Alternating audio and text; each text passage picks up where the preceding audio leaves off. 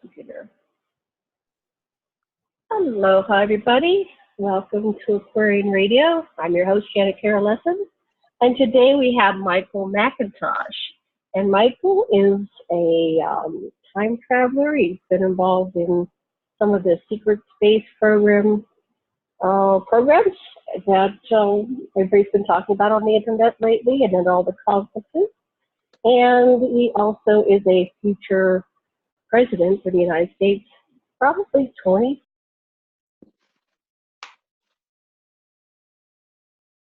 Find that phone call coming in. We're going to talk to Michael. He's going to share his story, and we're going to do a little Q&A here. And in future shows, we'd like you to send in your questions, and we will ask Michael, and we're going to try to do a series and get to the bottom of everything that's going on with Michael Macintosh and what's going on planet Earth and how we can move towards a more conscious civilized civilization where people are respected and life is better here on planet Earth. So welcome to our show, Michael. Thanks for coming on today. Thank you. Yeah, it's a delight to have you. I appreciate we're delighted to have the opportunity to talk. Okay, so how about you begin and tell us a little bit about yourself. This is a whole new audience. We're going to be putting it up on the Aquarian Radio Network, and we do put it out to about 10 different platforms, and it'll end up on YouTube. So go ahead, Michael, and tell us a little bit about yourself and how you got involved with these programs, and what are they? Well, from a very early age, early childhood, about age 5 that I can earliest remember, I lived in some very remote areas of not just North America, but the world. And although being from Boston, my family, due to work, moved around quite a bit. And so I first encountered what I believe to be extraterrestrial life here on Earth when I was about 5, living in Western Canada. I was camping in the Rocky Mountains with my parents and my younger sister. And I saw, I came out of my tent at night and I saw this craft. It was a gigantic craft, just hovering in the sky. And I sort of, I don't remember if I was taken on board that craft, but at that point I sort of started to realize, well, hey, this is kind of not like anything that I've read about or seen on TV or anything like that. This is obviously not of human origin, probably. And I kind of just left it at that. The thing took off really quickly in the sky. It was there, and in a moment it was gone. It had vanished.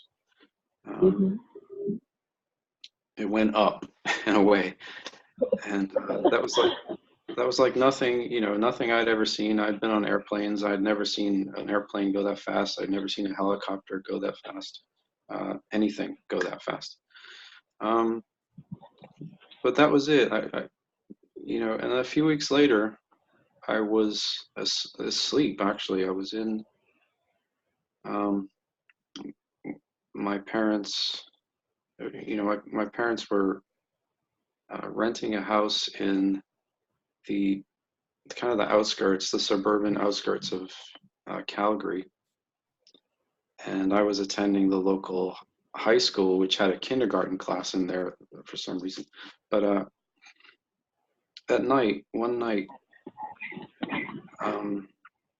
I was taken out of my bed by these like a tractor beam of some sort. It took me out of my bed, through the wall, through the window. I don't know how it did that, but and into this craft that was similar to the craft that you see in the depictions of the Roswell incident in the 1940s.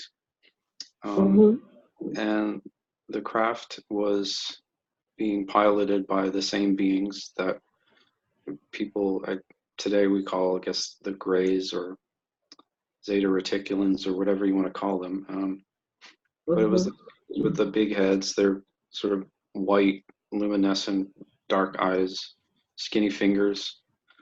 And they were piloting What were the you craft. feeling? How was I What feeling? did you feel? What, your emotions, your thoughts? I'm trying to think now. Let's see. At that point, I think I was just, I'm not really sure. I mean, probably a mix of different things. Maybe a bit terrified at first, honestly, but or unsure as to whether this was actually really happening. Right. But I've had that happen too. They take you right out through. yeah, They took me right out through the window. yeah, And I blacked out a little bit. It's kind of like my mind went blank, and then you had more experiences. But yeah, there's something about when they're coming for you, and then the disbelief. It's almost like terror, but then there's calm at the same time. It's very weird for me. So was that kind of what was? Yeah. Anyway, yeah. go to the next scene. Let's hold on. Yeah, that's what it was for me also, and I think I remember definitely being angry because I wanted to be in my bed sleeping, and here I was on this craft with a handful of beings. I'm trying to remember how many. There might have been as many as four, and I was just sitting there, and there was a chair. I could sit on the chair and kind of like observe what they were doing, if I recall correctly, and they were really nice to me.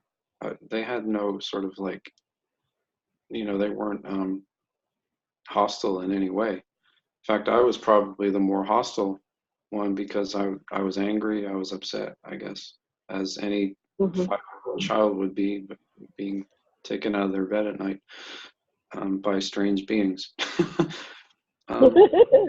Normal reaction. Yes. Yeah, I suppose that's a normal reaction. But so I just remember being on that craft for a very long time, like what seemed like thousands of years, and just accumulating all this experience of traveling around space and time in that craft with those beings, like Did visiting you their. have like a sense of the passing of days, and did you eat meals or Um, have I, waking and sleeping periods, like passing of days? that's a good question. I don't remember eating, honestly. If I think about it, I don't remember actually eating anything. Um, but if I think about it, it all seemed like it was just existence. Like time didn't really matter. Like it was just sort of a side point in the experience. Like it was like time doesn't.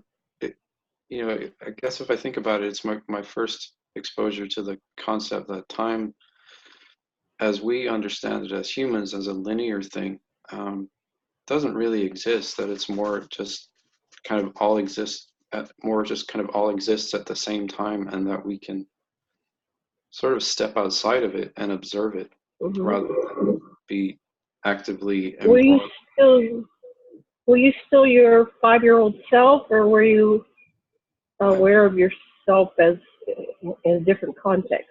as, yeah, I suppose I must have. This is this Because that. I say my eternal self, I get this guy like I'm my eternal self, and I have greater awareness of the totality of existence. Sometimes I'm like an ambassador avatar, and it's like I've adapted to be in their climate because probably that environment wasn't suitable for a 5-year-old child, a human child. So I don't want to lead the witness, but I just wondered if you had a sense of yourself, if you were still a 5-year-old child, or you. Um, I'm not. I'm not. I don't really have a strong memory of anything pertaining to that. Okay. Just that. like I wasn't really experiencing myself. I was more experiencing what was going on outside of myself. So I don't think I was Okay. really too aware of myself at all, in the whole experience. So it, yeah, it's hard for me to remember everything because this was, 40 years ago now, I suppose. I'm going to be Great. 40 here, and and and not only that, but when I was put back, I was memory suppressed. So I didn't even have these memories until a few years ago. They were Wow. completely not there. So and it was only when I somehow got in touch with a person that you're familiar with named Andy Basiago that I started to Hmm. be reminded of this experience and other experiences that I've had since then. Some of which involved Andy himself and another person who ended up being president, Barack Obama. And Do you want to go to that episode now, or do you want to do more of the feedback, more of the what was going on in your childhood? I'm going to yeah, well, minimize there my was that, sound and here. Yeah, go ahead. Okay, there go was ahead. that, and the, well, I do remember something that happened while I was in that experience with the craft before being put back, and that was Mm-hmm. traveling to the future of Earth history, like at some point in the future, in our current future, and being able to observe the historic record of that time, which is still what is yet to happen or is currently happening for us right here and now, right? So, and I noticed that, I was curious about, I guess at that point I was, I guess, curious about what history had in store for me, as Mm-hmm. you would naturally, right? So, So um, your 5-year-old, what year was that when you were having that this episode? that You would were have 5 in what year? that would have been like 1980, I suppose. Yeah, yeah, late 80, Late 80s. possibly, So possibly. you're in 80, and they're taking you to the future. Where are they taking you? Did they tell you a time, A time. Well, a date? not a specific date, but if I look at it from where from where we are now, it's definitely the future because there's a lot of stuff that at that point had happened but hasn't happened yet where we are right now.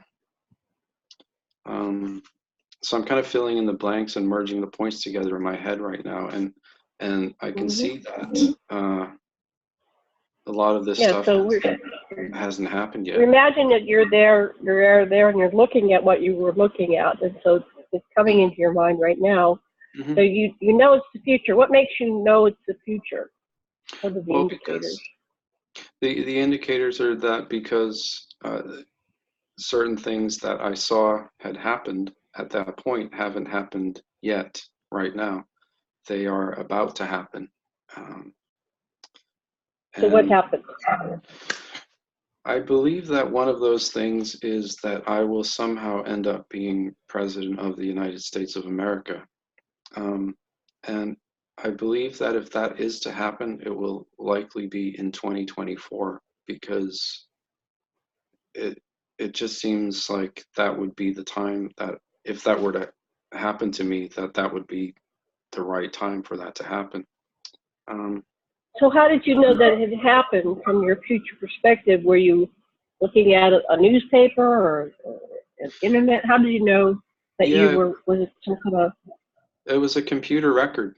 Um, Oh, okay. Mhm. so it was, yeah, newspapers are going to be effectively phased out in the near future, and Mhm. everything will be somehow recorded via the digital record. And if you think back, to 1980, we didn't even have that. So looking at it Right. from a 1980 standpoint, it was very sort of future. I didn't really even necessarily understand what it was that I was looking at, but I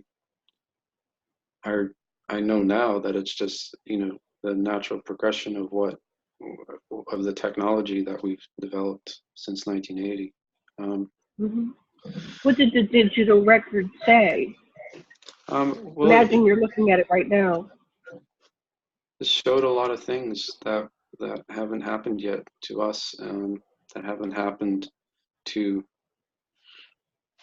history as haven't happened to our history just yet. And Hmm.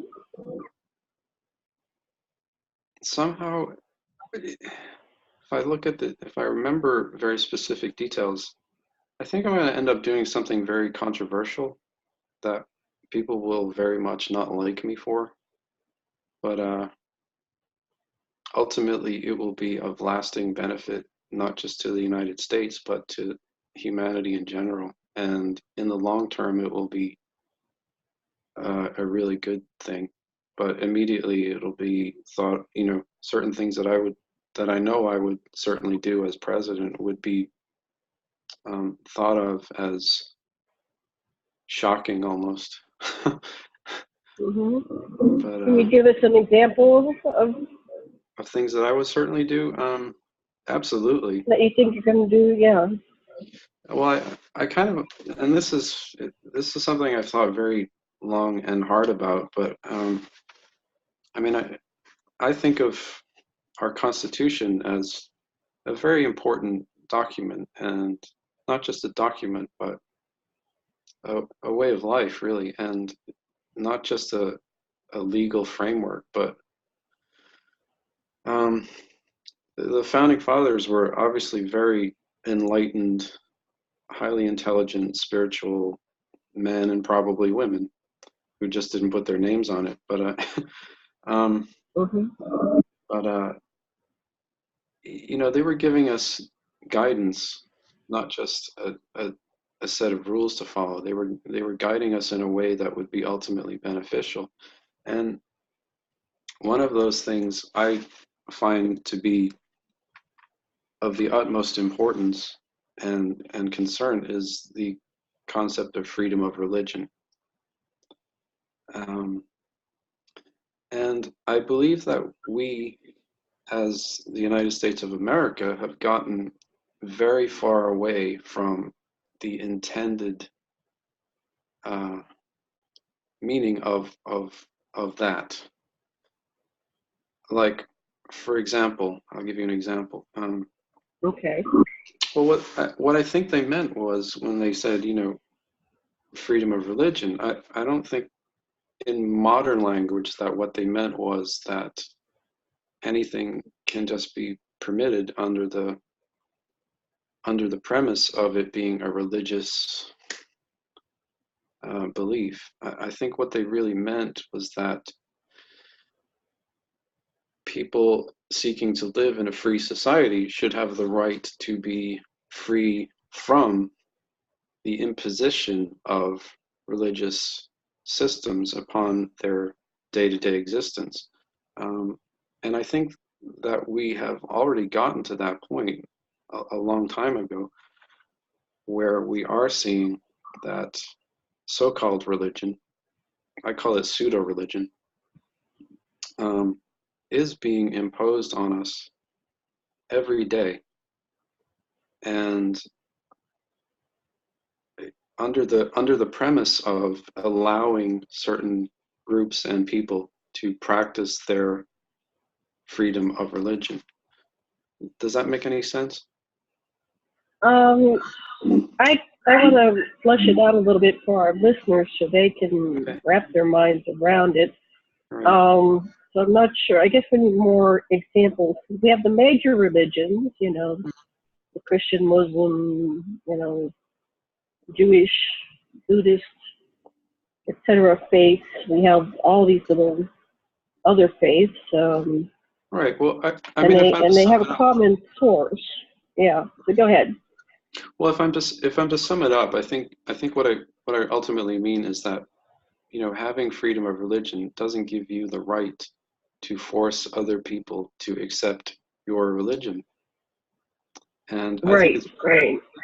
I think it's very simple if you put it that way. But and I think that's what we have in America is, you know, we are, as people who seek to live in in a free way, as free a manner as possible, we are being imposed upon by groups seeking to force us and everyone to accept their religion as our So give religion. me an example of force. I'm gonna get Forced feedback. religion. I know there's a lot of manipulation and programming. Well, Um, I think if you just look at our government, for instance, and I don't want to pick on any certain group because that's not what I'm seeking to do. Um, I mhm. I I hold them all equally accountable, frankly.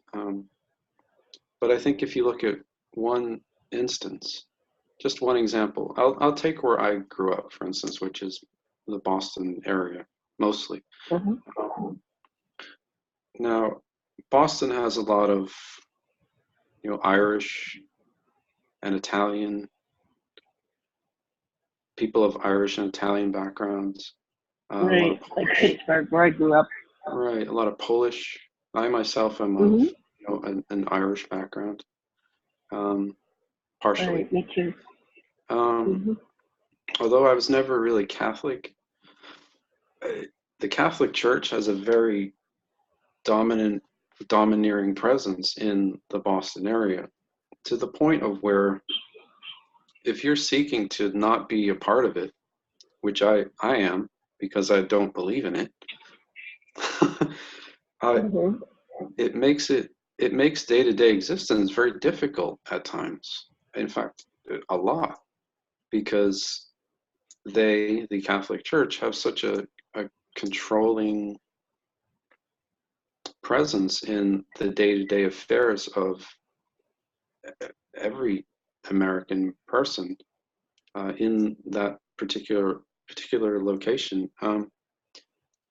They tend to sort of put their favorite political candidates in office because they have the money to do that. Um, Mhm. they, they tend to try to legislate their belief system uh, for everybody. Um, and I just don't believe that that's what our country is supposed to be about. And I believe that the founding fathers would have been very much against that. And I am too.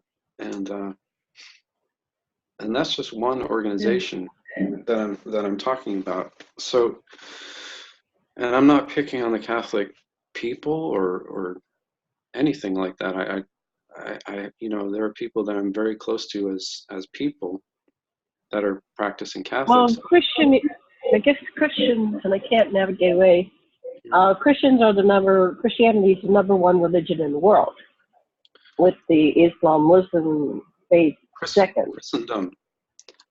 I, Christendom, yes, yes. Christendom. I think of personally. I think of Christianity as an entirely different thing, but I think of that as more like I consider myself a Christian, but not part of any sort of major belief system or organization necessarily.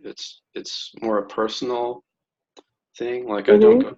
I don't go to church. I don't you know I don't feel the need to validate my belief system by participating in that sort of ritual. Um, Right. and I think that's what the founding fathers were trying to do. Also, they were trying to escape the persecution of the Church of England and this kind of thing. They just wanted to practice their own way of life and not be imposed upon. That was a huge part of the reason for the founding of the United States. And I just think that it really disturbs me that we've gotten so far away from that. And I'm not saying that the Catholic Church is responsible for that. I'm saying that a lot of groups are responsible for that with their sort of overstepping of the meaning and the spirit of the Constitution. And what I would certainly advocate and indeed seek to do as Commander-in-Chief of the United States military, if I end up being president, is to stop that completely. Because I believe it's a national emergency. I believe it's a constitutional crisis. And I believe it's a danger to our country, ultimately. And it's probably the biggest danger that I can think of. So let me deconstruct that and unpack that a little bit. So we have religious freedom. What do you think our founding fathers meant by religious freedom? If well, it's not how it's looked today. I think if you put it in modern language, I think what they meant, how you would translate that into modern English would be freedom from religion, really. Because what we call religion now isn't what they were referring to when they meant freedom of religion. They meant just simply freedom to believe whatever I want to believe, and you not telling me what I have to believe or conform to. And that's that. You know, so do you think the people that are going to these religions are somehow being forced to go? It seems like they're perpetuating it generation after generation because. Sure. I mean, I think definitely it does something for them. Yeah. Yeah, definitely a lot of them are. And of course, I mean, other I don't even want to call these groups religion, to be completely honest, because I'm speaking of I'm speaking in the language of the US Constitution, and I don't believe that these organizations accurately fall under the definition of what the Constitution means when it says religion. So I'm going to call them pseudo-religion. So what is religion then? What is the constitutional definition of religion? And are there any current religions that would qualify under that definition?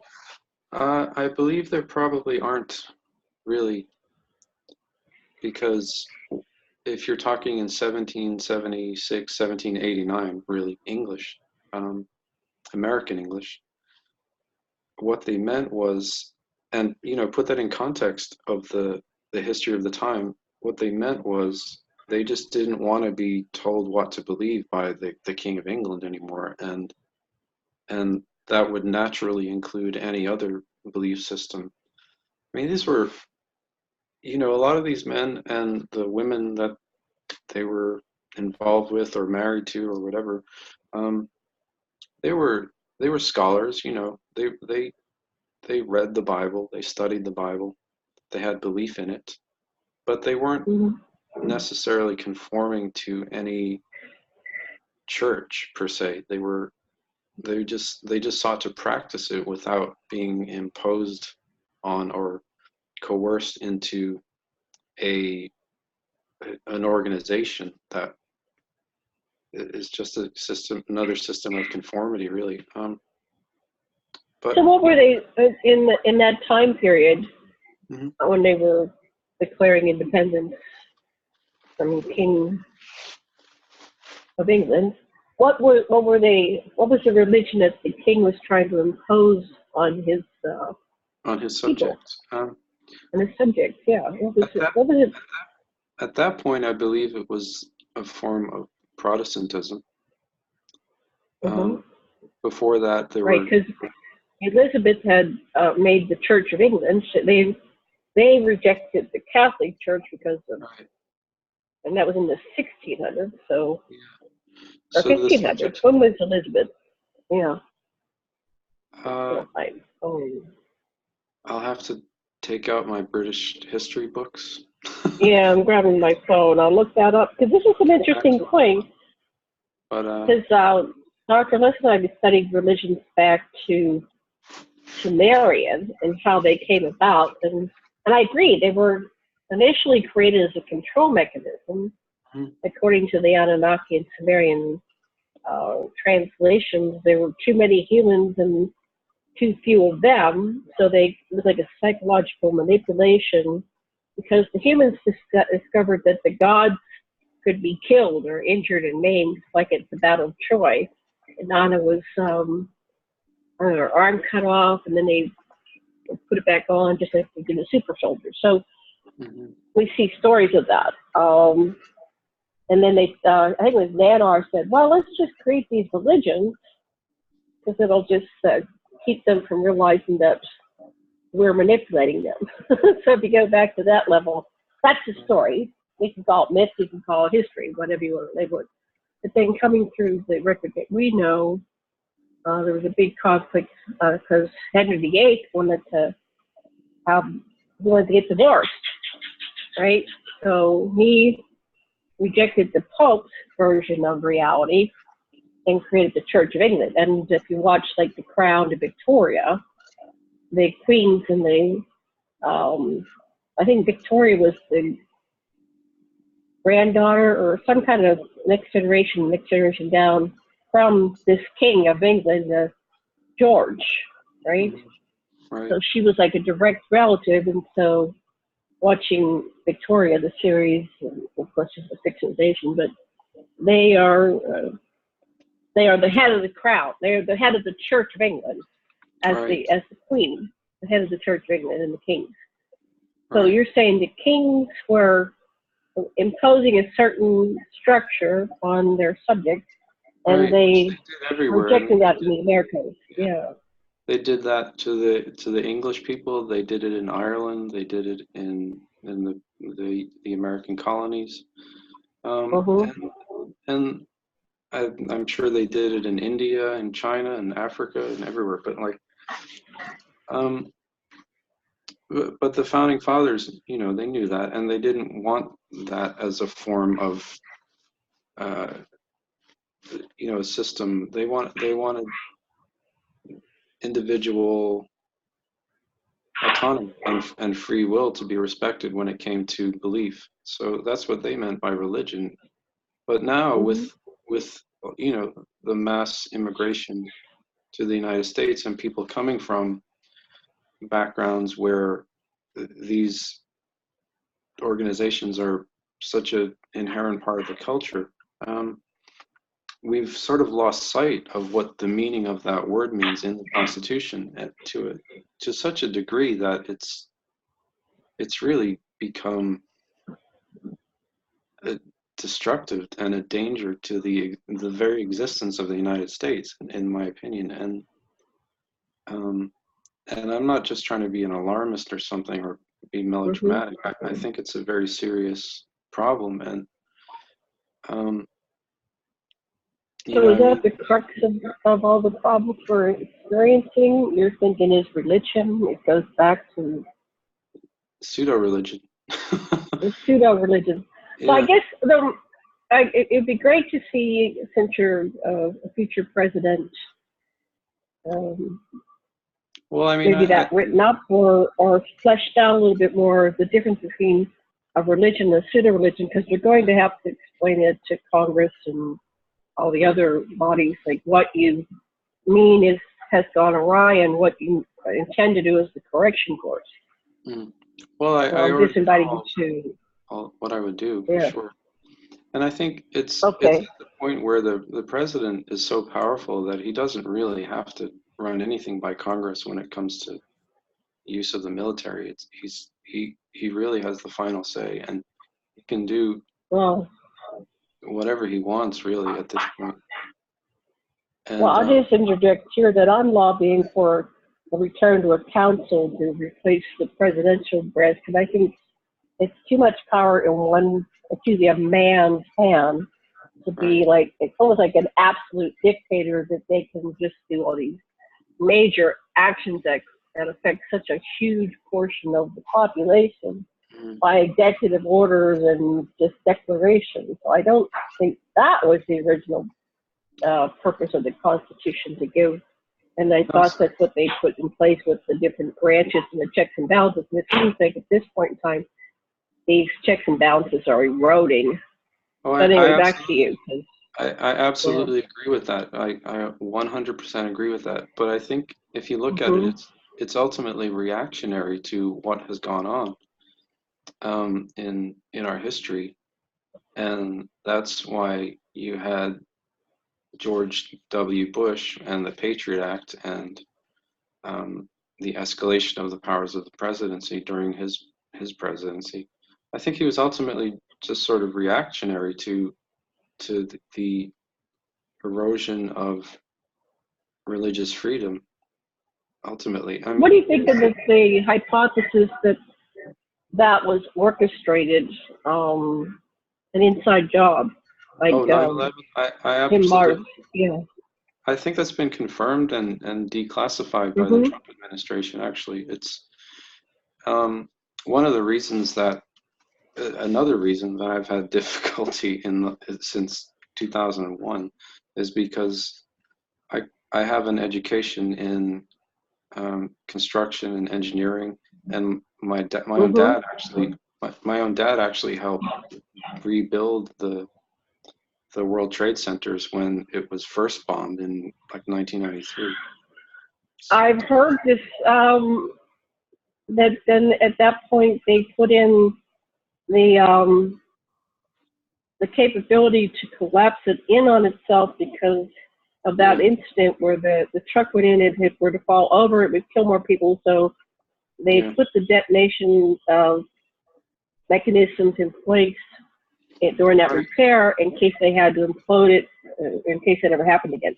So what were you going to say? Sorry to interject that, but that's what I heard in the presentation Well, one yeah, time. it's pretty clear to anyone with an education in that field that and or a military background that it was an inside job and it was orchestrated and done deliberately to create hostility towards the Muslim world, um, and Hmm. and rationalize and justify attacking, for instance, Iraq, which is what happened like a few weeks later. Um, and if you look at who was behind it, it's very interesting. It's sort of a conglomerate of mostly Israeli Americans who are, usually Jewish. Um, I don't like to pick on Jews, but Yeah, I don't. I they have a are a Jewish religion. husband, Yeah, and my family that I married into is Jewish, and I love all yeah, my. And I'm the Jew and the Gentile. I was right, raised Presbyterian Christian, and then my right, parents became evangelists, and then of course in the Catholic Italian neighborhood world I was in Pittsburgh, a lot of my friends were Catholic. So yeah, I kind of didn't like organized religion when I was growing up too. mhm, It was so full of hypocrisy. But go ahead, yeah. make But your you can, point about the well, building. yeah, well, you can just sort of see how it's religiously motivated, uh, ultimately, and it's one religion, or I don't even like to call it religion, but it's one pseudo religion perpetrating this horrible thing so they can justify attacking another pseudo religion, and Well, see, I think it goes be even more deeper and more heinous and perverse than that. It goes back to the Anunnaki mhm. Well, then we know who the Bush divided family. the planet into the different factions Hmm. because it's like Orwellian, eternal war. Hmm. So because they profit no matter what happens, Right. and their whole population is population control manipulation and keeping us, enslaved in their corporate economic slavery system. So if Right. they just keep us in a perpetual state of war, they win. They win all the time. Yeah. Now, Exactly. the factions within them, which was like Yahweh and Allah, and those are the little pseudo religions or whatever. They fabricated to, put them in the different camps because you have to have an enemy, right? So Well, everybody's it's dividing. we're the ones that have the God on our side, and those people are the enemy. Yeah. Mhm. Does And that I make think, sense? yeah. Oh, I understand that completely. Yeah. And if you look at, for instance, the Bush family as well. I mean, they were they're known to have been involved in the Church of Satan. I've talked extensively with a, a gentleman by the name of Jess LaVey, who was the son of the founder of the Church of Satan, Anton LaVey. Mm-hmm. Okay. And Jess actually became a Christian, like a sort of independent, born-again Christian evangelist after an experience in the Church of Satan where his dad and George H.W. and George W. Bush castrated him, apparently, as a sacrifice. Oh, that's nice. Yeah, as some sort of sacrifice to the devil. So if that is true, and I have no reason to doubt this man because he has proven to me to be a person of very, very high integrity and very truthful, very honest, very, there's no deceit, no deception in him as far as I can tell. But Well, I there may tend to, not be intentional deception, but we have perception. So, and I look at all these scenarios. I mean, I've talked to David Icke, and he talks about foreign moral, and he talks about Pindar, and you have satanic rituals, and I'm looking at like who are these people beings? Are these the archons? Are they Anunnaki? Are they reptilians? The Dracos? Dragons? They have the dragons that rule the earth, and, the different red dragon society. So I'm trying to find somebody that can break that down. And so this is an interesting story. So it was Jess. So Anton got castrated. Who got castrated, Anton or Jess? Jess is the son of the founder of the Church of Satan, who is a man named Anton LaVey, who. So which one got castrated? Jess did. Okay, so Jess got castrated as a sacrifice to the devil or Satan. What do they call it? Satan. So these are Satanists. They're the Church of Satan. They were out in California, and the Bush family lived out in California for a time, so there's evidence of that. But there's also, this person to me is a highly credible witness, and has. Now, did he have? Were you able to see that he really was castrated? Did he have any documentation? I mean, that's really like drop your pants, but it's like people can tell you things, and I've heard it all. Yeah, I'm telling you, Michael, I've heard it all. He definitely sounds like he was castrated. Let me tell you that. Okay, so then there are physical characteristics for someone castrated. So this is. Are you still in touch with him?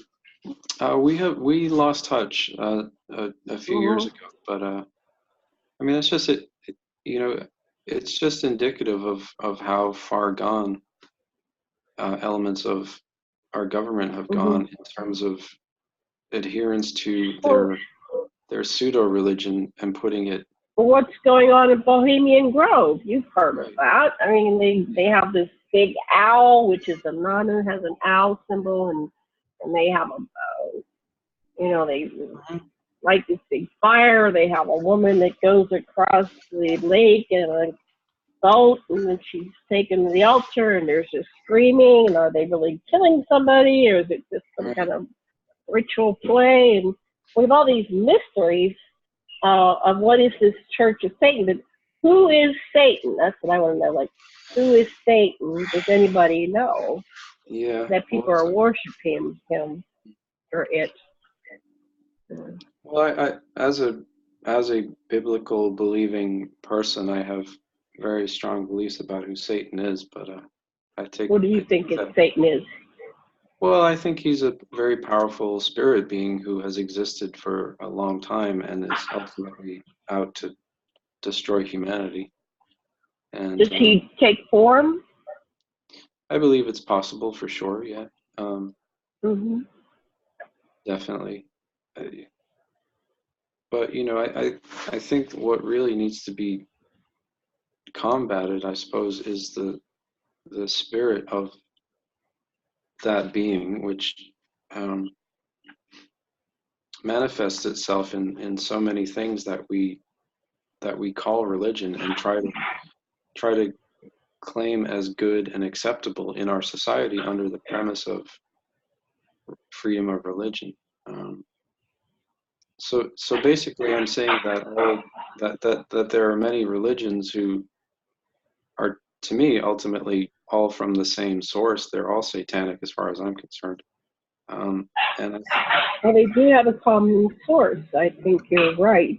yeah, I But believe. then, And I think that the president actually has the power, militarily speaking, to abolish all of these organizations, not just from the United States, but probably using the power of the UN at this point, abolish them from the face of the well, earth. how are you going to abolish it when there's so many true believers? I mean, I don't think you're going to get the military to follow you because there's so many true believers in the military. Well, then they shouldn't be in the military. If they're going to put their, if they're going to put the, if they're going to put the direct command of the president as second priority to their, as I see it, false belief system that they're trying to uphold and force on, continue the perpetuation of it being forced on the rest of us, then they're not really. Well, one of the things, but this is the faction that's got control. So I've been looking at all the politics because we're having like a huge debate next week for 2 days first. And so I figured I'd educate myself. But one of the things that, and of course it's a polarity politics, let's have one side, the other side, is the Republicans are saying that the Democrats are going to try to eliminate religion, right? And so the Republicans have this religious foundation, evangelists and like that. They're saying, well, vote out Democrat. Don't vote for any Democrats because they're going to eliminate religion. Yeah. So let me tell you, that's already being said, and you're going a whole other level here. I'm just wondering how you. I mean, I agree on some level because I've tracked it back historically, and religions were fabricated. Thoth, the Megashina, he went into the halls of the Menti and he discovered. He wrote in a book. What was it called? Thoth the Atlantean. And he wrote that he discovered that they were coming in interdimensionally and taking over all the leaders of their government, like David Icke says, and they were shape-shifting and they were taking over all the leaders and creating, it makes you wonder, because some of these world leaders, that are the ones that are the billionaires, they kind of look like shape-shifting reptilians, and they act draconian because they don't care about people, and if people get their needs met or they starve or, die, they don't really care. So it is pretty draconian. But he clearly says that there was a threat, an interdimensional threat that was taking over humanity. So that might be what you're talking about, the spirit being, but it has an ability to possess and take over. And this is you can, Google the YouTube on the Thoth the Atlantean series, which is supposed to be this ancient text that tells us about how this unfolded, these religions came about, and what they did to protect the society back then. But it's been a downhill battle ever since, right? So here we are in this time of day, and we've got these religions that are everywhere, and people keep interpreting down. It gives them comfort on some level, Well, I do know that at some point this is, and speaking as someone who is actually, strangely enough, an ordained minister. I was ordained as a minister in 2000. I'm not going to tell you which denomination because it's not really a denomination. It's more a loose affiliation of Mhm. of individuals. Really, it's not.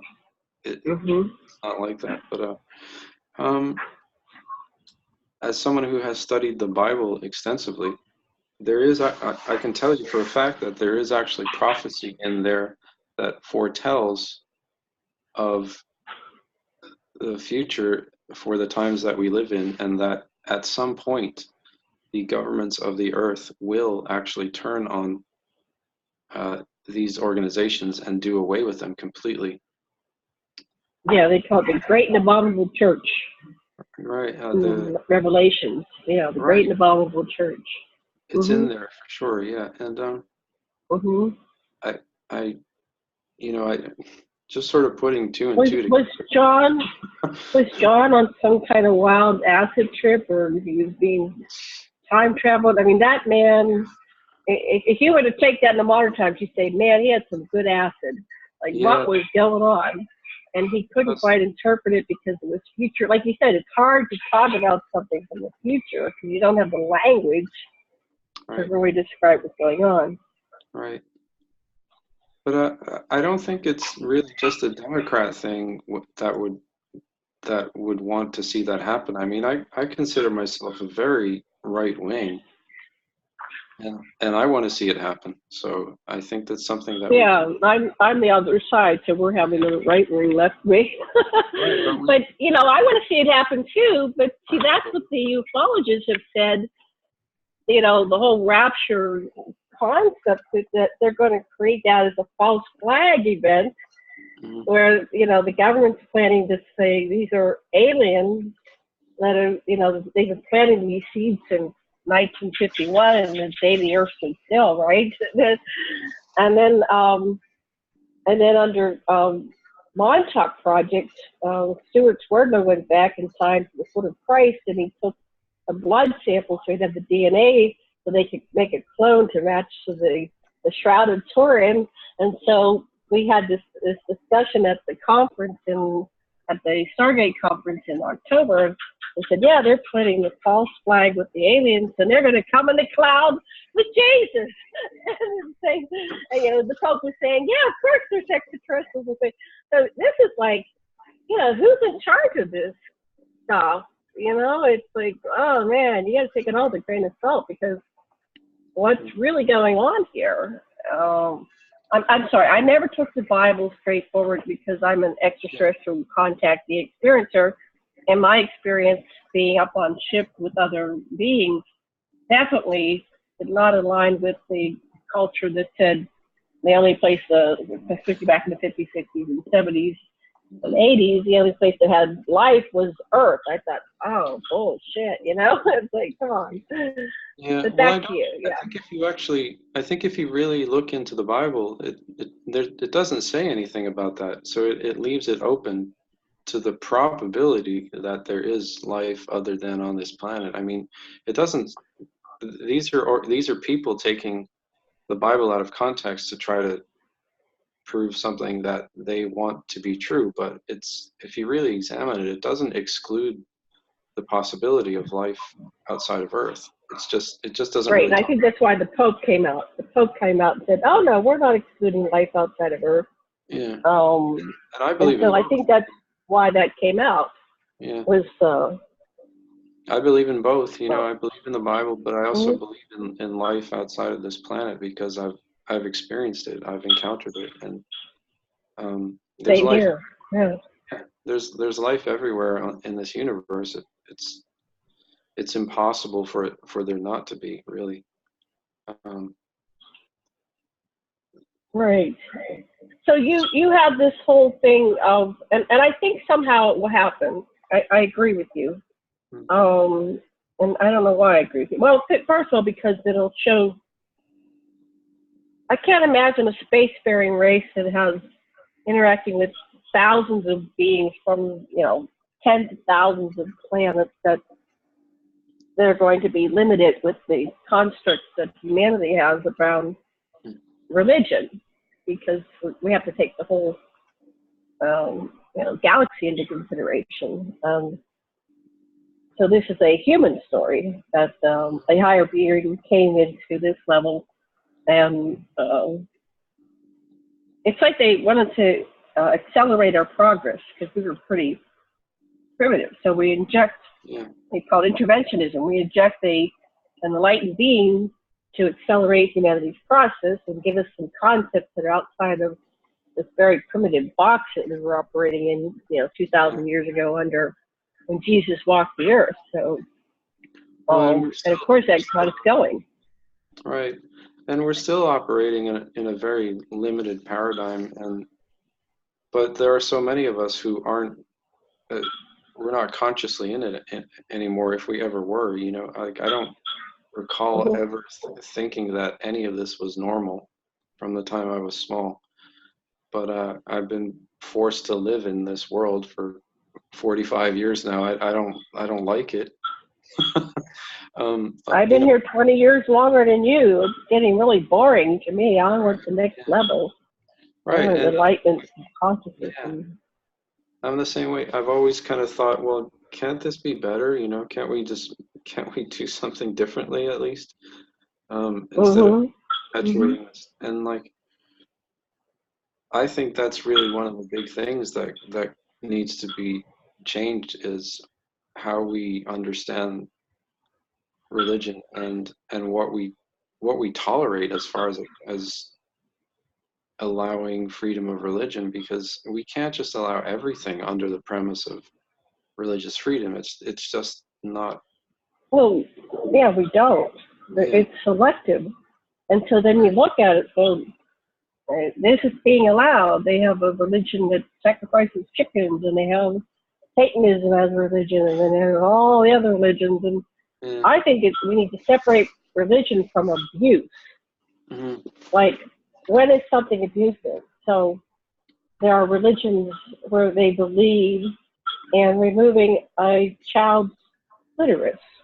Right, and that's what like, what? Meant, That is what the founding fathers meant. Ultimately, they meant, just freedom to be themselves, their best selves, and then somehow the meaning got corrupted. And I'm just advocating a return to the constitutional definition of what that means. Do you think well, see, we need to know the constitutional definition and flesh that out and write that up and say, here was the original meaning, maybe intentions in there too, and here's the warping. Because you can take everything to show the warping. Like going back to the Sumerian text, you see the original writing, and you go, holy crap, look at how they twisted that over, the centuries. It got twisted.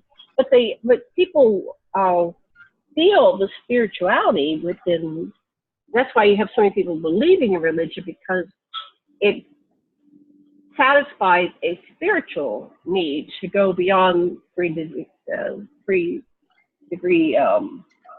third-dimensional physicality. So we have this need for spiritual expression, but then it's got all worked up like, you sacrifice babies at the, whatever, the full moon on the, whatever the ritual is, which is what apparently some people are doing behind closed doors, but the outward program is, we just, they have the stories that they do the sacrificing of babies in order to become the Pope. There's all these stories I know. That are out there. Yeah. To me, that's all just that's satanic too. Yeah.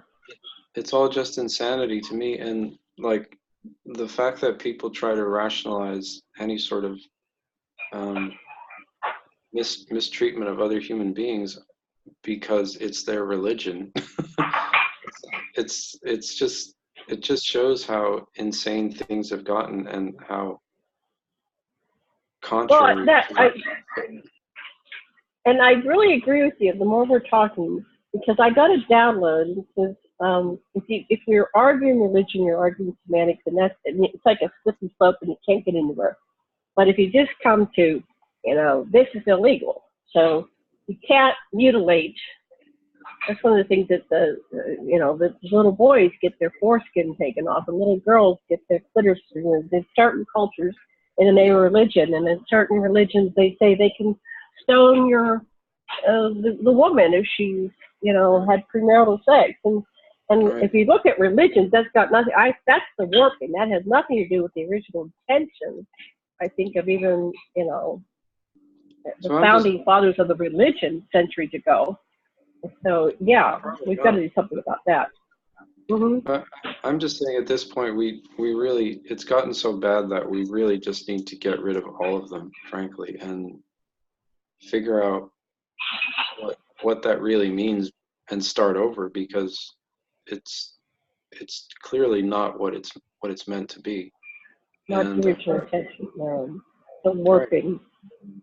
But Um, like my download, which I kind of got from my contact, which I know sounds crazy, but anyway, I get downloads, was just address the criminality of it. mhm. So it's illegal to mutilate someone, and then that's criminal. That's the crime. Right, and And these the behaviors are yeah, symptomatic of the fact that we're tolerating this, that, and everything under the premise of religious freedom when we shouldn't be doing that in the first place. So my thinking is that we'll solve a lot of other problems if we just get rid of these organizations entirely. And I know that's, going to be very unpopular, frankly, but I don't really care. now did you see that happening when you were looking back from the future? Yeah, Was that something you saw as a done deal? yeah, it is. And And what did that look like? Once that was removed, what did our society look like, or uh, our planet? so, well, missing something Uh, for a little while. We'll be missing something for a little while, kind of confused, and a lot of people are going to be probably very upset because their ritual is going to be gone. But like we'll replace it with something positive. I think ultimately so I human. think that you're going to get more people backing you if you can, give them a menu of things that replace it. Well, we're going to remove that you can't, mutilate children and sacrifice babies, and we're going to really Right. address that. That's illegal, and it really has to be planet wide. So we're going to provide Yeah, sanctuary for people living where they stone women, so they can right. come to this part of the planet where we're not going to ever stone a woman here because she's had sex with anybody. And Yeah. so once, if you can provide the safe haven for people to reject the perversion, let's call those perversions, because that's not the original intention. Right. Then I'm going to Well, say, now we're gonna not throw the baby out with the bathwater, because you still believe in Jesus, right? well, I certainly do, but I don't seek to force anybody else to do that, and I don't. Right, but You know. well, just give them something to wrap their head around. Say, I want to remove the perversion. Want to remove the abuse and the warping of the original intention. And here's me, and I still have a firm belief in Jesus. See, so you're offering them. There's still spirituality. We're not taking spirituality out. We're just taking the abuse out of all the religious systems that Yeah. somehow got warped. Something like that. Anyways, what Yeah. do you envision? Or what did Well, you I see? mean, I envision using the Air Force to shut down the Vatican and tanks and all kinds of things. But I mean, Well, it's a beautiful building. Let's not destroy that. well, Can we yeah, I'm just not saying destroy it. Close it bum down. bum bum bum bum?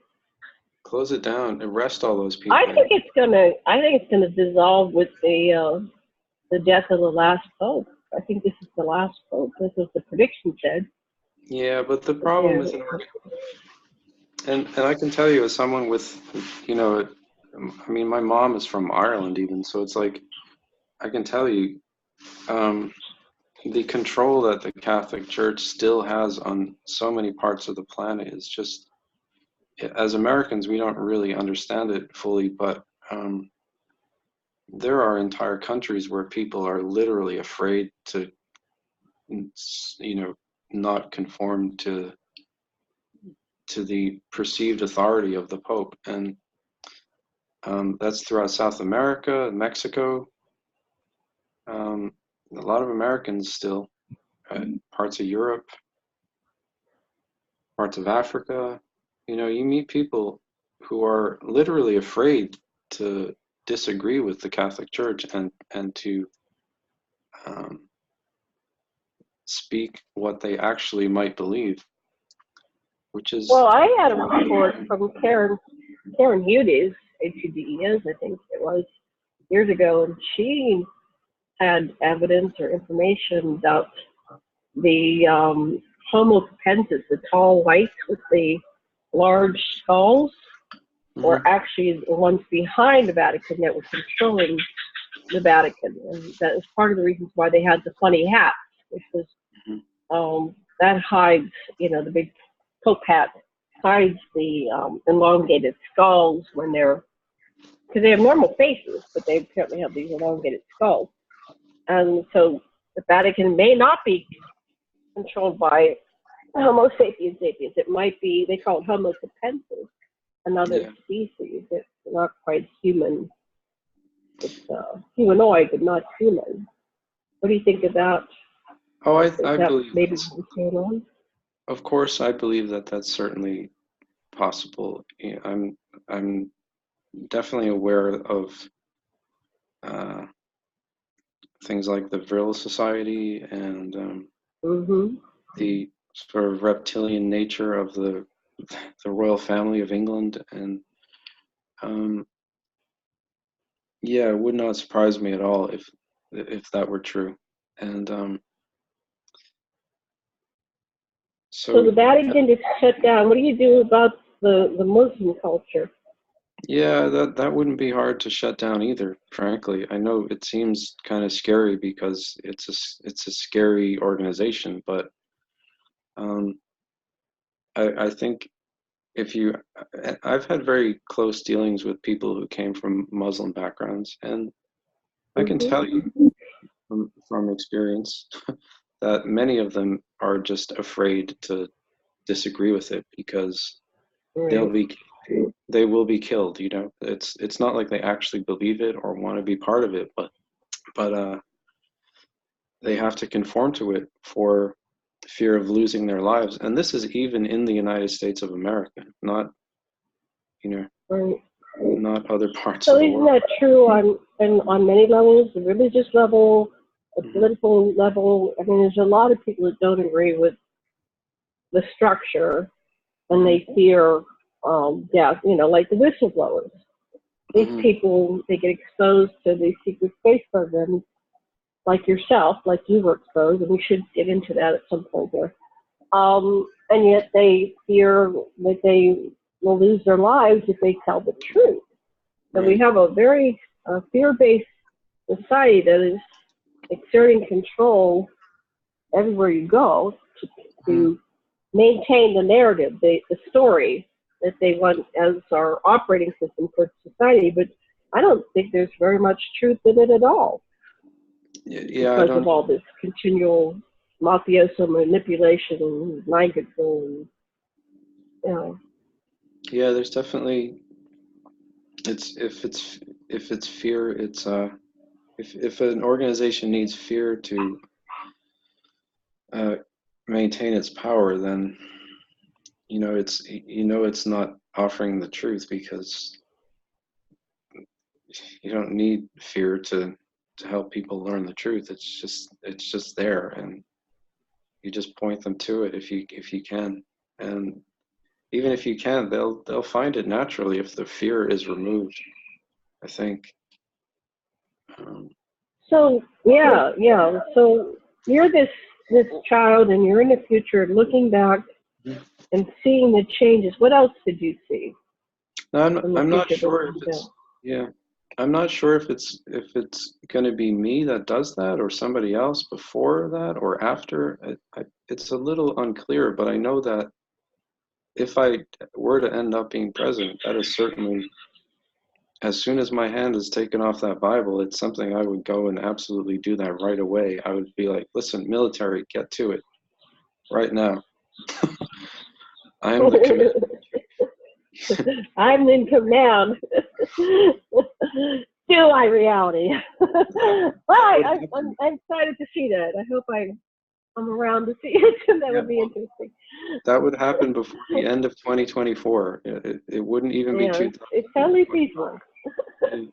And it seems like the right time. I don't think, I don't think Trump really is interested in doing that. I think he's more concerned about other things. And while that's understandable, I think it's you know, it's up to the guy that comes after him to really do something, or a woman, if that's the case.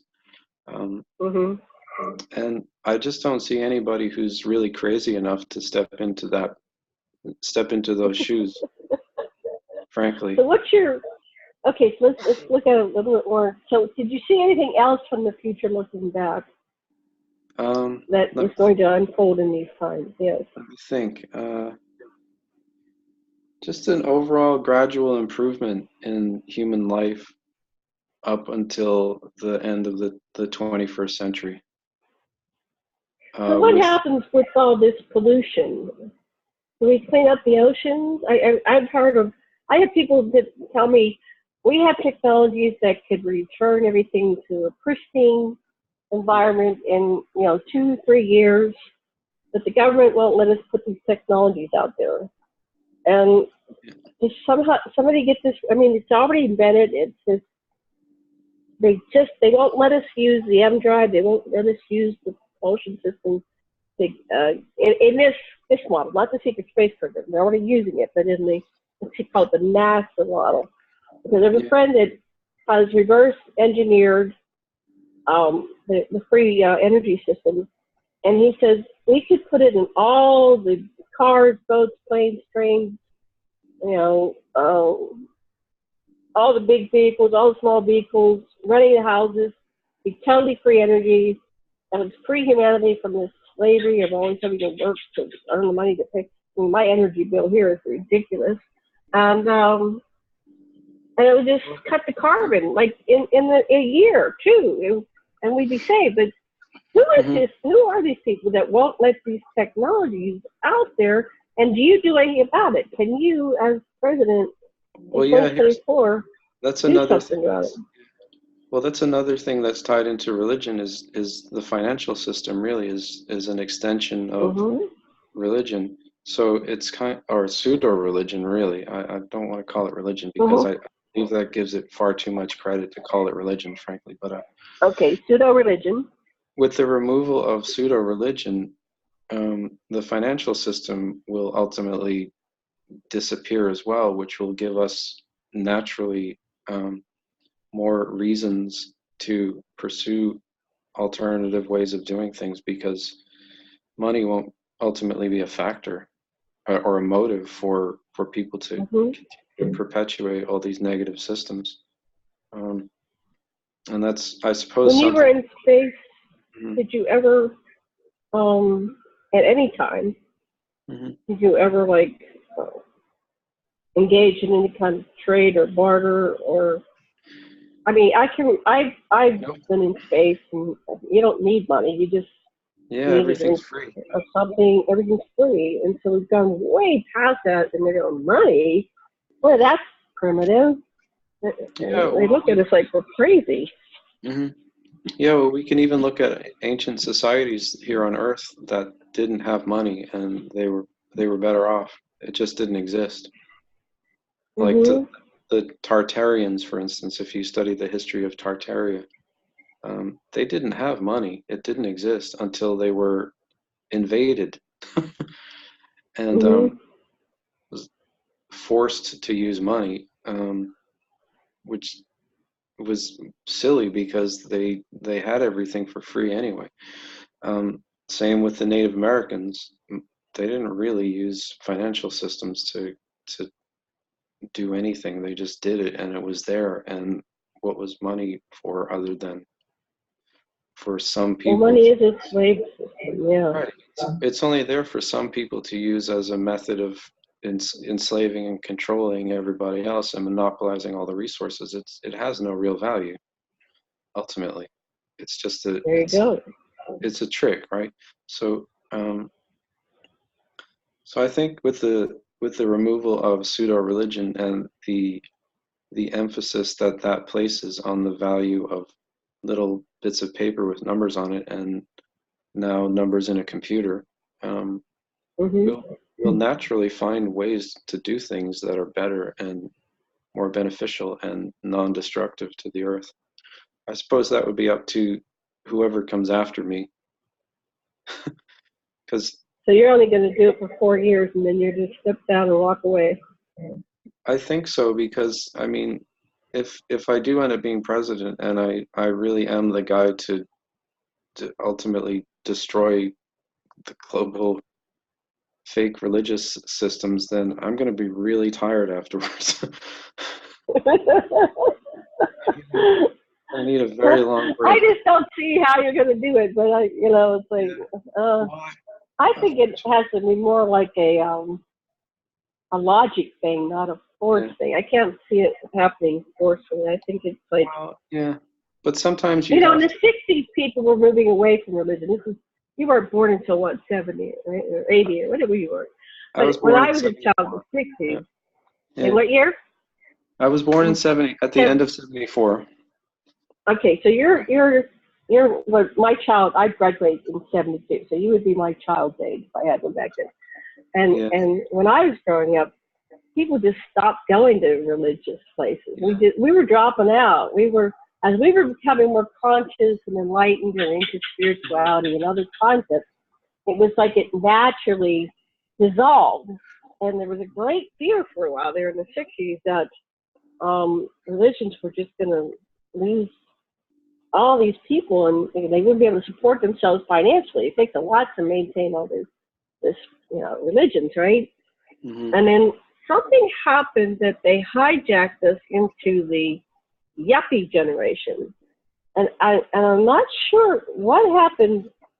It's like after the Beatles broke up, somehow next thing I know, we're all yuppies, and we're going to go and be big business people and succeed and climb the corporate ladder.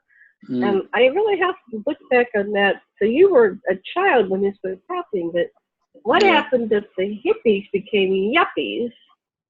And I was in that energy too. I was going, what is going on here? But now I want to graduate college and make money and buy a big house. yeah. Well, the pseudo religion that uses money as a means to incentivize uh, certain behaviors in their favor, tricked the masses, tricked an entire generation into conformity, I think, Mm-hmm. by giving Yeah, them because free, we were going elsewhere. yeah, giving them access And to it's, mm-hmm. insane sums Go of ahead. money for doing literally nothing, ultimately. Which my generation never suffered from that problem. Let me tell you, Mm-hmm. because they wouldn't even let us in. We've never been allowed into the economic system. Really, we've been shut out of it for the most part. I mean, I'm not some Oh, real, a lot of us were shut out. I was never in it, but I yeah, was married to it. My second husband, his family was rich. They were, you have Illuminati rich, and you have yeah, this other level of rich, where they have the millions of dollars, but not the billions. yeah. And I would say that they're not capping the 100 million mark, Mhm. but they're somewhere between 1 million and 100 million. That was my second husband's family, and boy, I couldn't wait to get out of there. Money's not it. I really got that message. Money is not it, not it, not it. Where's your soul? Where's your consciousness? I was Right. so hungry for spirituality and consciousness. I ran to Hawaii to escape it. So Yeah, it's not a okay, happy so existence. Once you've been in it, you know that it's not a happy life, and it's not the solution to anything. It's just what's the solution?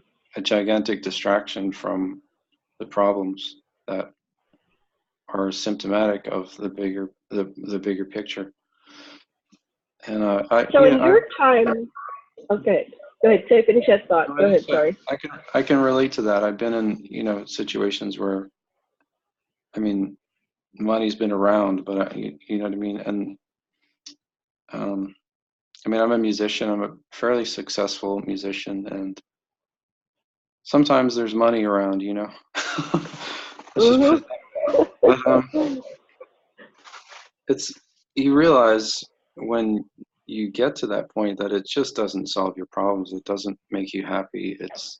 It just leaves you open to things that aren't conducive to any kind of happiness whatsoever. And that being happy is a much more simple kind of thing. And really, that's what I would like to see happen for more people personally. Uh, and Yes. I So, and I'm not a hippie. I'm not a hippie. I come from like punk rock really. So I'm kind of well, more I'm a hippie. yeah. But if you know anything about punk rock, it's much more militant. We're like I mean I'm young for a punk rocker, but Mhm. I got it. I was like a child when punk really started to get big, but I picked up Mhm. on it, you know? And it really instilled in me that sense of urgency and kind of militant attitude of getting things done, you know, not just kind of like waiting Mhm. for something to happen, and not waiting for somebody else to do it for me. Like if you want something done, you got to do it yourself, you know, and if that means taking a gigantic baseball bat to something and smashing it into a million pieces, then so be it. If people are Yeah. gonna hate and if people are gonna hate you for it, it doesn't really matter what they think if you did the right thing. That's the way I look Yeah. at things. So Yeah, I'm a that's different perspective. Yeah. no, I Okay, so understand. that's a difference in our generation. So, see, I Mhm, didn't have children, so I would probably have a better understanding had I given mhm, birth to those children and raised them, and I'd have an understanding. But my brother yeah, has grandchildren, right? So my brother's a great grandfather, right? So, what we're looking at, hmm. So yeah, I'm not I'm the peace. I'm John Lennon, right? well, I Imagine love there was. John Lennon. That's me. Yeah, Yeah, I mean, I have no that's my problem. morality. I have Yeah. no problem with the hippies as far as ultimate Mhm. end goal. You know what I mean? I think it's the same end goal. It's Right. just a different approach to getting there. Um, and And like, I live in the most yeah, liberal state in the country, Hawaii. we're just, we're so hippie here. We yeah, really are, and it's an interesting. I mean, there's so many different races here and religions and cultures. It's interesting when you throw them all in one little relatively small pot, what hmm we come up with, and we're very accepting and tolerant, and hmm um, people are, it's the aloha energy. They're kind, they're conscious. Not to say that we don't have our violence, but it's just a different mix than when you go like East Coast or South or the different yeah, regions. There's a different mix. yeah. Comes up with And a I different grew up result. mostly on the East Coast, Northeast specifically, and I think the cold weather does something to you. Like, Oh yeah. yeah, it definitely and yeah, it definitely makes you a bit more angry, I think, because I don't know, Oh, I get that. I'm from just the weather. Pittsburgh. Yeah, I ran in '93. I ran all the way to Hawaii. Like I ran across the world and couldn't stop. and so now I'm more relaxed. Woo! The mhm, weather is nice. yeah, yeah, Okay, so let me get back to our because we're going to be ending at 4 o'clock for me. But because we'll do some more. This is an interesting conversation. So you're in the future, and you were at Apex TV. And you talked about your travel in the future, and you've seen yourself. How did you end up getting to be president? You don't have that piece yet. I don't have. I'm starting to figure it out and like how that's going to happen, and it's sort of a complicated plan that Mhm. I can't really tell all the details of Okay. right now because it could actually end up being sabotaged if I tell people what my plans are. Right. But We don't want to sabotage I don't your want to. timeline. Yeah, I don't want that to happen because I know that it's important if I do end up doing this that it's going to be for ultimately a really good reason that will long-term benefit humanity in a way that, you know, we're not all going to necessarily appreciate it right away. In fact, probably a lot of people are going to be Mhm. very angry and upset, but they'll look back on it and go, "Oh, wait a minute. No, he was a good guy and he did the right thing." Mhm. And and that's why I'm going to be reelected in 2068. So you'll come back, and by that time we'll have longevity, because we know that's possible from our secret space program, people. We have extreme physical longevity, and all these things like aging, and these are unhealthy things. Aging is a disease. All these things can be reversed. Yeah. And so I'm hoping that whoever's the president, that they allow these technologies to be released, because, you know, I'd like to experience. I think I'm just beginning at 65. It's like I'm just starting to get it. Hmm. And I was like, God, you mean I'm going to be dead in 2 years? Come on, come on. Let's do a different reality.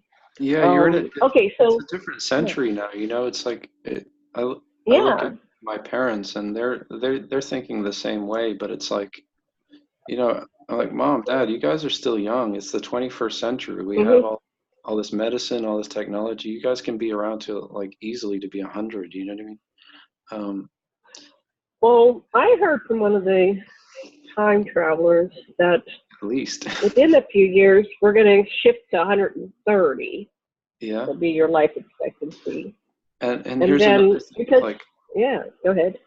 well, and of course, by 2028, I would absolutely want to declassify time travel technology and the existence of extraterrestrials and make it so that anybody can use time travel to go to a future point in human history where the technology is so advanced that it can literally extend your life to forever if you wanted to. Um, so it's And kind I of like, think that's awesome. mm, yeah, and you know that exists in the future. That's, you know, in like Well, I've 3,000. been there too. I Yeah, I I have time traveled many times, yeah, and I come back with this stuff, and it's like it's really hard to tell people that this stuff exists. I know it's not right here, but we right. can shift and get on that timeline where. And I totally agree with you on that aspect. Yeah, I mean, I wanted to so, go ahead. oh, but it's, you know, but if you think about it, 1,000 years ago, the idea of a plane flying in the sky, people wouldn't have even known how to describe that. But we see them every day, and it's no big deal. Mhm. So Mhm. 1,000 years from now, what's the technology like? It's surely, even just without knowing logically, it's got to be way more advanced. Now you're on the timeline, and you said this on Apex TV, Hmm. where 2020 goes to Trump, and I'm on a timeline where I'm pretty sure 2020 will be Bernie and Elizabeth Warren, and then Bernie won't make it to um, for the 8 years. So I'm on a different timeline. So we'll see what happens Yes, in a year. Yeah, maybe that's but just what you want to happen. well, maybe that's what you just want to happen too. So we Yeah, don't know. And wanting it, I mean, desire and intention yeah, are part of this co-creative process that we do with it all. Because if we're, you know, we do have free will, we're coursing through time and space, and there is a lot about our intentionality that puts us on the course of where we're meant to be. But and okay, so let's just go down your timeline. but there So, is also a lot about what do we need, you know, what do we need to happen, and ultimately I think that's what will happen. And um, what do we need to happen in order to preserve the existence of humanity and thus preserve the earth and begin really to start making it a much better place for future, for ourselves and for future generations. Um, so if you go past, okay, so let's just go forward in time. So Trump wins, does he go all 4 years, or does he get booted out, or something happens? Does he die from too many hamburgers or whatever? What happens? He gets hit by a golf ball. Too much Kentucky Fried Chicken. Yeah, golf ball. What happens in your timeline? Does he make it all 4 years or not? I don't know. I mean, I don't know the specifics there, but certainly anything could happen. He could be impeached, I suppose. If the Democrats want him to be impeached, I'm sure they'll find a reason, because they've got nothing better to do. You know what I mean? It's like, instead of focusing on. Well, I mean, they were going to impeach Clinton for, blowjob. It's like, I think this is a lot worse. Yeah. What's going on now? But there's this thing. Yeah, they didn't get Nixon. He left. There might be a point where he just says, "I'm out of here. It's too much bullshit," and let somebody else do it. It's got to be a hard job. You have to have. Yeah. I can't imagine. You have to not give a damn about what other people think. Yeah. Yeah, and look, I really don't. If this is going to happen, I'm definitely the type of person that is suitable for it, that kind of job, because ultimately, when it comes to doing the right thing, I generally just don't care what other people think. If I know it's the right thing, I'm going to do it regardless. I could be the only person that realizes it's the right thing to do, and I will go ahead and do it. And deal with the backlash later, because it's just not important to me, what other people, like how other people perceive me. I'm ultimately more concerned about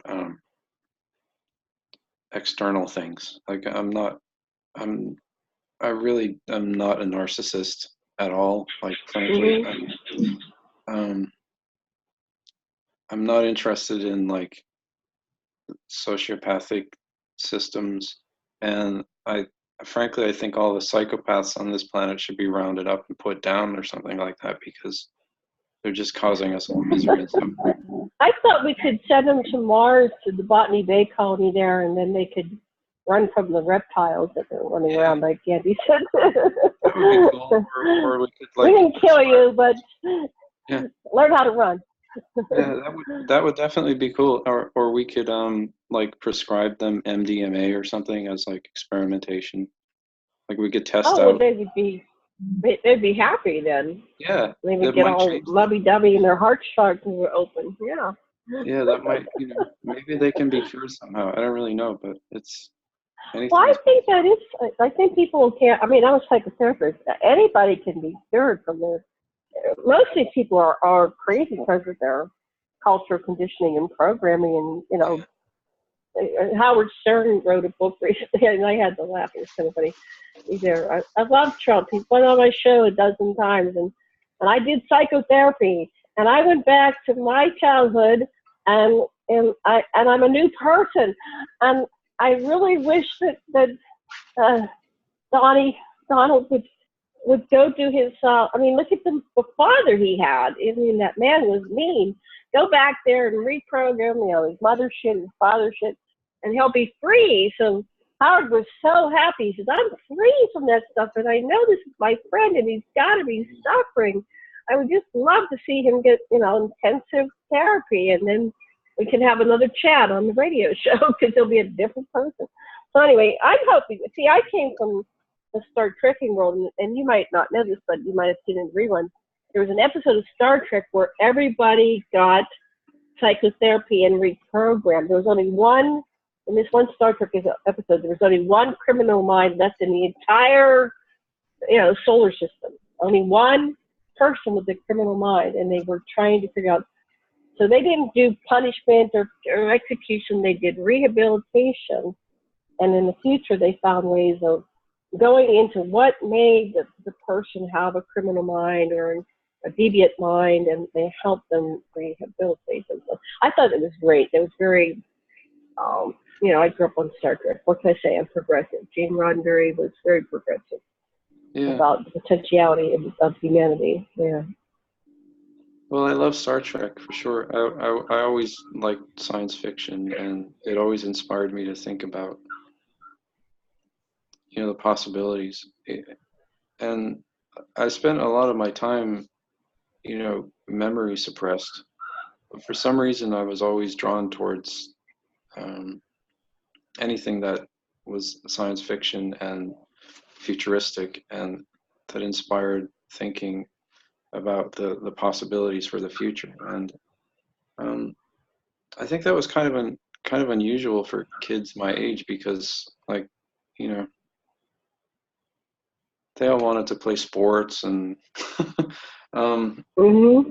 mean, as a kid, I liked sports and all that, but I was way more into other things like science fiction and music and the arts and that kind of thing, and indeed science. Um, Mm-hmm. Well, good. Did you go to college? um, Did you? let's see, college. After high school, I graduated from. I went to two different high schools in the Boston area. Let's see, graduated barely because I was extremely depressed, frankly. I graduated at the very bottom of my class, even though I was probably one of the Mm-hmm. smartest kids in the school. But I, I just was extremely depressed, and I didn't know why. Um, I Mm-hmm. found I figured out later that it had to do with the fact that I had part of my memory was gone, like, and I was depressed for Yeah. 34 or 5 years or something, and I couldn't I couldn't figure out what was the cause of my depression until literally a few years ago, and now my depression is completely gone. Interestingly, um, As a psychotherapist, a hypnotherapist, that that's how it works. yeah, You have something you don't know why, you're depressed, right? Or yeah, something just not jiving. Your life isn't joy. Our yeah, natural state is joy and bliss. And if you're not joyous and blissful, then there's something. And repression of memories is not just what the secret space program does, which they do. They're really screwing with you. But it's, yeah, say you have a childhood where you're seriously abused, it's called lacunae. Your part of your brain will shut down, and you won't deal with the abuse, so that you can, get up and go to school and have a life, right? yeah, So that's the benefit of psychotherapy, is you go in and you look at the surface emotions. I'm depressed, and when you go inward through, regression therapy, hypnotherapy. Talk therapy is not so great, but a little bit of talk therapy, but it's going inward into the inward journey. And yeah. then you come out the other side, like Howard and like yourself. It's like, wow, Well, it can be cured. I can feel better. I dealt with that by just becoming a really good musician and learning how to write songs and forming a band and just screaming at the top of my lungs and, and and playing guitar very loudly and gaining a mass audience and That's wonderful. That's yeah, wonderful. So it's like a primal therapy. You're screaming your yeah, artistic expression is a cure for depression. When you have yeah, depression, do some kind of expression. Yes, yeah. I that's formed a band in high awesome. school with I formed a band in high school with some friends of mine from the school jazz band. Actually, we were jazz Mhm. musicians, but we formed like a rock band that we started playing clubs in high school, and we got all the kids from our school to pay to come see us, and that was fantastic. We kept it going after high school, and I've been doing that up until now. From the time we Wow, that's yeah, great. and So you're but making a living with your joy, with your bliss. yeah, I mean, along the way, I've learned how to do other things because it's not always been, uh, there's not always been the money there to keep doing it. But Mhm. so I've had to do additional things at times.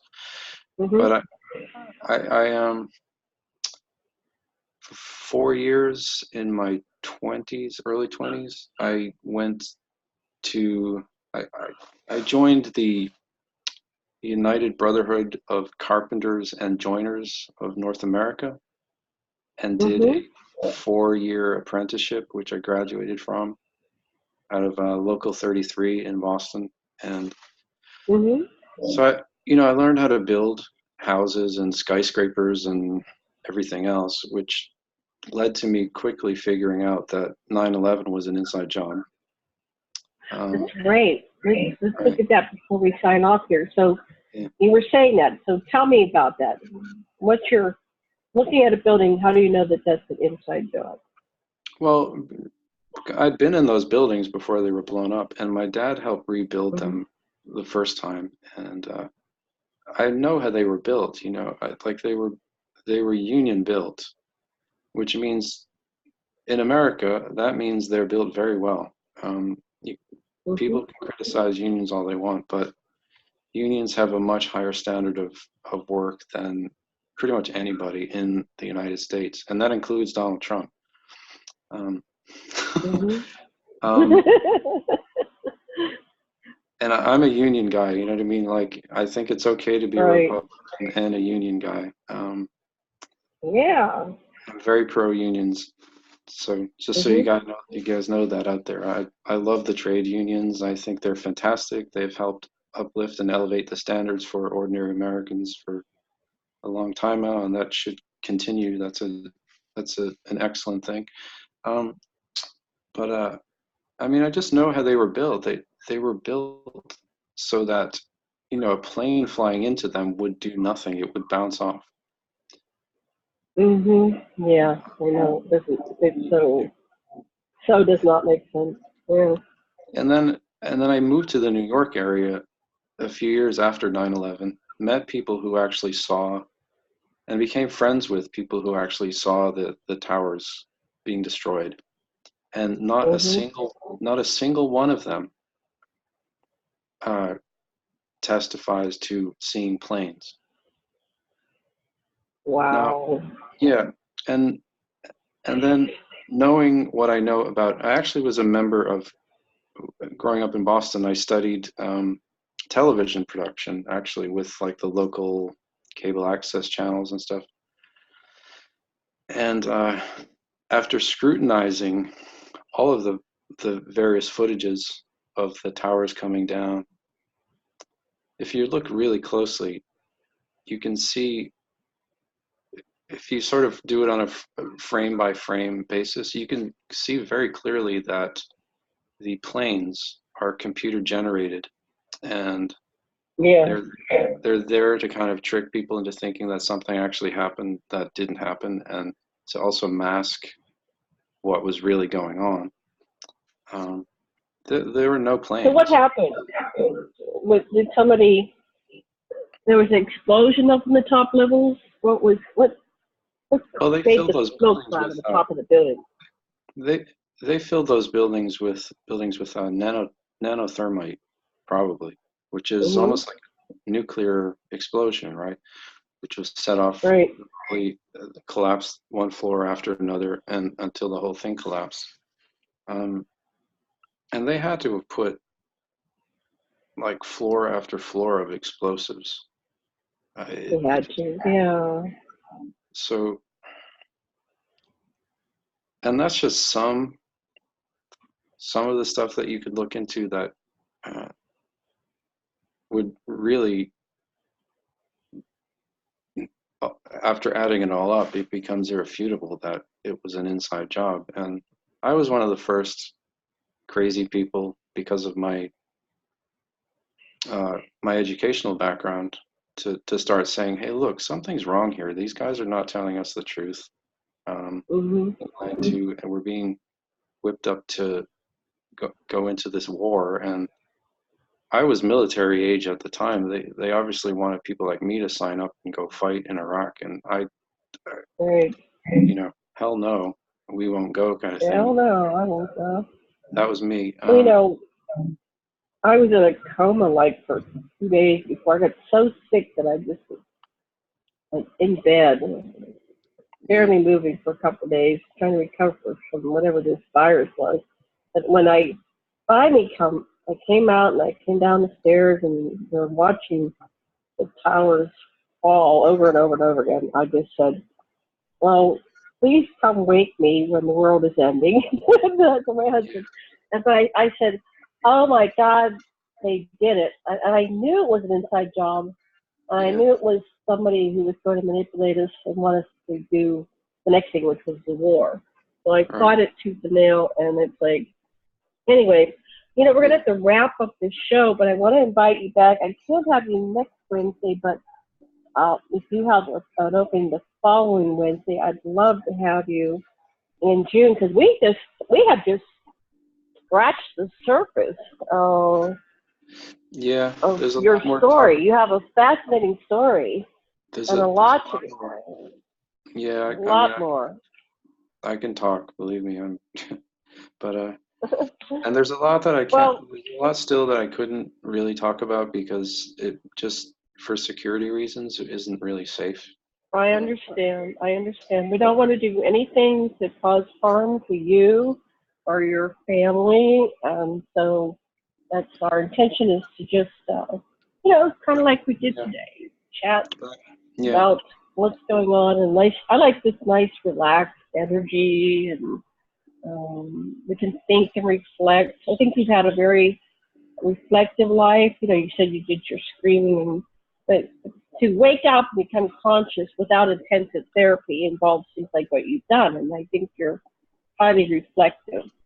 And then you told me the last time how you were working on your timeline with Andy, and it's like a Russian doll. So if you go through your timeline with somebody, then it starts unfolding, right? The memories keep going. It's an ongoing process. It is, and then And you I'm, see I'm how really it's all, proud of you for doing it. Yeah, go ahead. Your turn. and then you sort of see how it's all everything's interconnected, and all of the crazy people are not actually crazy. It's just we know things that maybe other people aren't aware of yet.